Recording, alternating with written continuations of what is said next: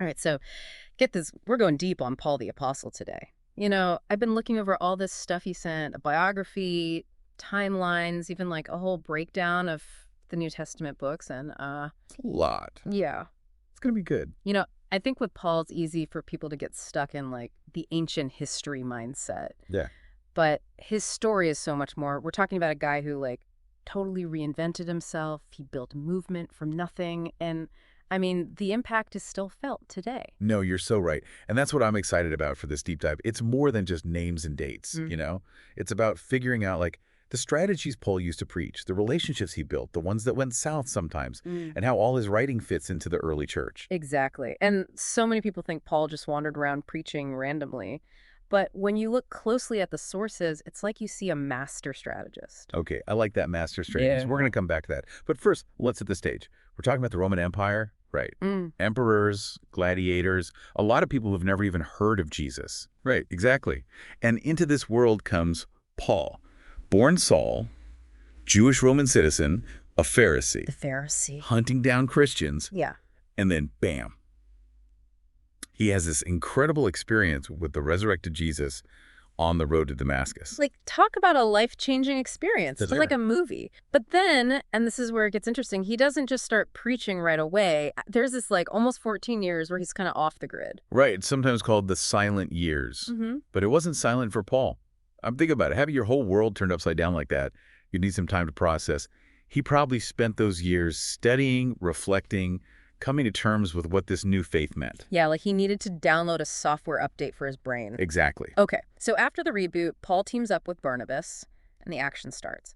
They head out on their first missionary journey, and that's where, like, Paul's strategic genius really kicks in. Absolutely. He wasn't picking random places. He went for major urban centers, places like Cyprus, cities in Asia Minor. He wanted to reach the most people. And get this, he almost always started preaching in synagogues. Really? That seems kind of counterintuitive, right? It's spreading Christianity, not Judaism. Right, but that's what's so smart.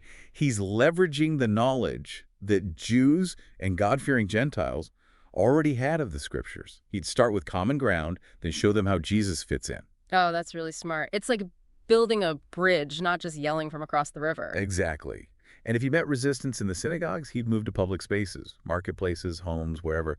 The guy was adaptable. He was persistent. So speaking of, let's talk about the people Paul worked with. You've got Barnabas, but then Silas, Timothy, Luke. These weren't just names. They were vital to his mission. Right, and they weren't just mindless followers. They had their own personalities, their own strengths, and weaknesses, too, if we're honest. Yeah, and like, what about that whole situation with John Mark? Didn't he desert the first trip? He did. And it caused a huge rift between Paul and Barnabas. They even split up over it. It really shows you how strongly they felt about things. These weren't just small disagreements. No, that makes you wonder what really happened on that trip. It does. And our source, the biography by Alex Abraham, he mentions this theory that this whole falling out, it might have been a catalyst for the Council of Jerusalem, the one that decided whether Gentile Christians had to follow Jewish law. Right. Now, the text doesn't say this directly, but it's an interesting idea. Could a personal conflict have had such a big effect on how Christianity developed? It's definitely food for thought. It is. Yeah. And, eventually, Paul and Barnabas reconcile. Shows you that even strong leaders can work through their disagreements. Yeah, they knew the mission was bigger than any argument. Okay, so we've got this picture of Paul, strategic, driven, maybe even a bit stubborn. But what about his message? What made it so powerful? Let's get into that. So we've seen how Paul chose where to preach, right? Mm. But what about the message itself? What made it so compelling? Yeah, because it's not like he was offering people an easy life, right? I mean, to become a Christian back then could get you ostracized, Yeah. persecuted, even killed. Exactly. So there had to be something incredibly powerful about what he was saying to make people take that risk. Right. And it wasn't like he was just, reciting boring theology. The sources describe him as really passionate, even dramatic. Oh, yeah. He was a master storyteller. He'd weave in Old Testament prophecies, personal stories, the message of Jesus' death and resurrection in a way that really connected with people. Like a one-man show. And this wasn't like a one-size-fits-all message either, right? He changed it up depending on who he was talking to. Absolutely. For the Jews, he emphasized how Jesus fulfilled the Old Testament. But to the Gentiles, it was about God's universal love, freedom from the burden of the law. So he was meeting people where they were at. speaking their language, literally and figuratively. Exactly. He was a bridge builder, helping people connect with God in a way that made sense to them. Okay, so back to the timeline for a sec. After that whole John Mark thing, Paul's on his second missionary journey, this time with Silas. And this one goes through some major areas: Asia Minor, Macedonia, Greece. They even established churches in places like Philippi, Thessalonica, Corinth. And this is where we see another key part of Paul's ministry emerge, his letters. Because travel back then, not exactly a walk in the park. Once he left his city, staying in touch wasn't easy. Now, imagine waiting weeks, even months, for a letter to arrive. But these letters weren't just casual updates. They were packed with teachings, guidance, encouragement. Exactly. They were vital for these new Christian communities to grow and survive. And what's fascinating, these letters weren't just like abstract theology. They addressed real issues these early Christians faced. Persecution, questions about the end times, how to live a moral life in a pagan world. It's like we're getting a window into the struggles and the triumphs of that early church. Precisely. And they weren't just for those specific communities either. They were meant to be shared, which is why they became part of the New Testament. Now, speaking of struggles, one that really stands out from this journey is the whole Philippian jailer story. Oh yeah, that's a classic. Paul and Silas, unjustly imprisoned for casting a demon out of a slave girl. And what do? They start singing hymns in the middle of the night. And then an earthquake hits. Their chains break. Prison doors swing open. You'd think they'd make a run for it, right? You would, but they don't. Paul, always thinking strategically, knows escaping would just make things worse. Yeah. And you know what? Their faith has an incredible impact on the jailer. The guy's totally shaken. He is. He begs them to tell him how to be saved. I mean, talk about turning a crisis into an opportunity. Right there, in a Roman prison. The jailer and his whole household are baptized. It shows you Paul's faith wasn't just theoretical. It was lived out, even when things were tough. So after this, I guess you could call it a jailbreak. Or maybe a jail stay. Paul and Silas, they keep going, eventually making their way to Corinth. This is where they spend a good amount of time establishing another church. And it's during this time that Paul writes 1st and 2nd Corinthians. And those letters, those are a gold mine for understanding the early church. It's amazing to see how Paul handles the issues that come up. Divisions, moral problems, confusion about spiritual gifts, even people challenging his authority. So basically, churches have always had their share of drama. Well, people are people. But it's how Paul navigates it all that's so interesting. He's firm when he needs to be, but he always focuses on grace and reconciliation. He doesn't just lay down the law, right? He explains why, appeals to their better nature. Exactly. He understood that building a strong community wasn't just about rules. It was about relationships, unity, and pointing people towards Christ. Okay, so we've covered a lot. Paul's early ministry, his way of preaching, the jail escape, his time in Corinth. But there's more. Up next, the third missionary journey, even more intense than the others. This is when he writes some of his most famous letters, including Romans. And that's where we'll see how all these threads we've been following, strategies, relationships, teachings, all come together.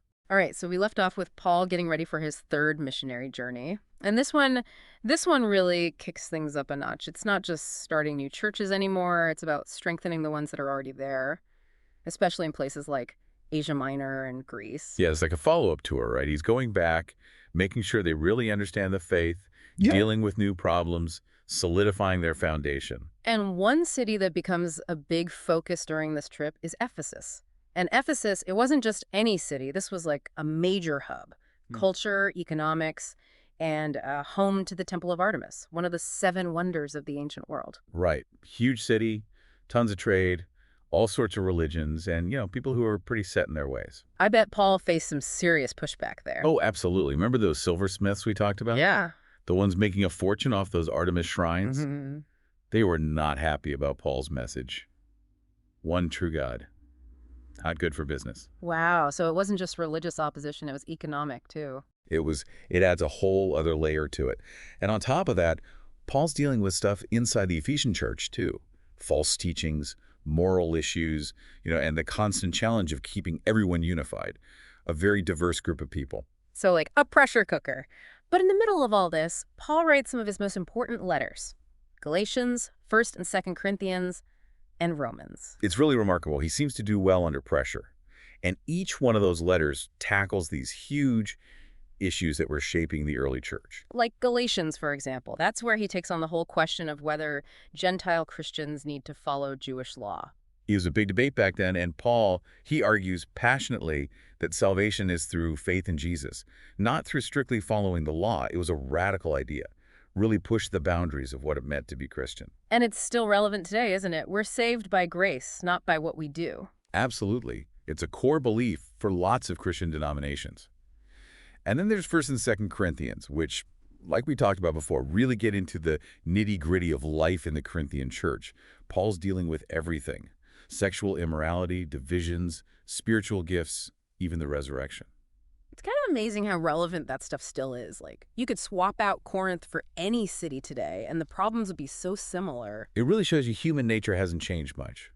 But what's so great about those letters is they give us a way to handle those challenges, Yeah. how to live out your faith in this messy world we live in. And then there's Romans, which is like considered his masterpiece, right? It's definitely a big one. It's basically him laying out the gospel. Sin, salvation, God's plan for Jews and Gentiles. It's like Theology 101. And it's had a huge impact on Christian thought over the centuries. So on this third journey, we see Paul doing it all. Strengthening churches, fighting opposition, writing these letters that will shape Christianity forever. It's pretty incredible. It is. And, we've talked about Paul the strategist, Paul the writer, but he was also so invested in the people he was ministering to. He built relationships. He mentored leaders. He truly cared. Yeah, he wasn't just some distant authority figure. He was right there with them. Exactly. And that's where those companions we talked about come back in. Timothy, Luke. They were crucial in supporting Paul, helping him carry out his mission. Right. Timothy was like his protege, right? Traveling with him, co-writing letters, becoming a leader himself. And Luke, super detail-oriented, he documented Paul's journeys. That's how we got those first-hand accounts in Luke and Acts. It's amazing how it all came together. Everyone using their talents to spread the gospel. But the story doesn't end there. There's another big turning point. Paul going back to Jerusalem. Oh, yes. And that's where things get really interesting. Paul had always planned to go back, to bring money he'd collected from Gentile churches to help the poor Jewish Christians. A nice gesture. It was. But it didn't exactly go smoothly. No, despite all his work to bring Jewish and Gentile believers together, some Jewish leaders, they were suspicious of Paul. They still opposed his message. It's sad to think that after everything he did, he still faced opposition from his own people. It is. And that opposition, it led to him being arrested by the Romans. They accused him of bringing Gentiles into the temple, which was a huge no-no. So even though he was a Roman citizen, he wasn't untouchable. Nope, not at all. But his citizenship did help when he appealed to Caesar. After being imprisoned in Caesarea for 2 years, this meant they had to send him to Rome for trial, and that starts a whole new chapter. Shipwrecks, imprisonment, constant struggles. But he never stopped sharing the gospel. His trip to Rome is like its own epic story. And even under house arrest in Rome, he was still receiving visitors, writing letters, spreading the message. That's when he wrote those powerful letters, the prison epistles, Ephesians, Philippians, Colossians, Philemon. It's hard to believe those were written from prison. They're so hopeful, so encouraging. It shows you, even in chains, his spirit was strong.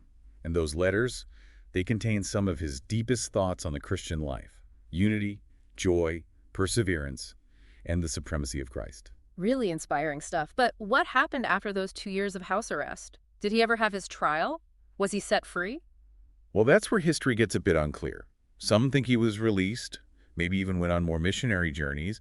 Others think he was arrested again and then martyred in Rome under Nero. So it ends with a bit of a mystery. It does, yeah. But we know one thing for sure. Paul's life, his legacy, it had a huge impact. He was instrumental in spreading Christianity, and his writings, they still speak to us today. A message of hope, grace, and transformation. You know, as we wrap up this whole deep dive, what stands out to me is how much we can still learn from Paul. Totally. His strategic thinking, his unwavering faith, the way he connected with people from all walks of life, those are qualities we need today. And when you look at that New Testament timeline, it's wild to think his letters were written before the Gospels. That's right. So for the early Christians, Paul's writings were some of the first things they had to understand Jesus and his teachings. They shaped the foundation of their faith. It's incredible. It makes you wonder, how did he do it? How did he understand the gospel so deeply, having never even met Jesus in person? It's a beautiful mystery, one that continues to fascinate and inspire, and it's something we can keep exploring. Dive deeper into his writings. Look at the historical context. There's always more to learn. So for our listener out there, what are some key takeaways? What can we learn from Paul? Oh, so much. He challenges us to be bold in our faith, to be strategic, and to never stop sharing the message. Even when things get tough, he reminds us that relationships matter, that unity is important even when we disagree. And his example shows us that hope is always there, even in the darkest times. Lives can be transformed. And for everyone who's been with us on this deep dive, I hope you're inspired to explore Paul's writings more. They're full of wisdom and encouragement, and they can still speak to us today. I agree. And who knows, maybe your own deep dive into Paul's world will lead to new insights, insights that can enrich your own journey of faith. Happy exploring.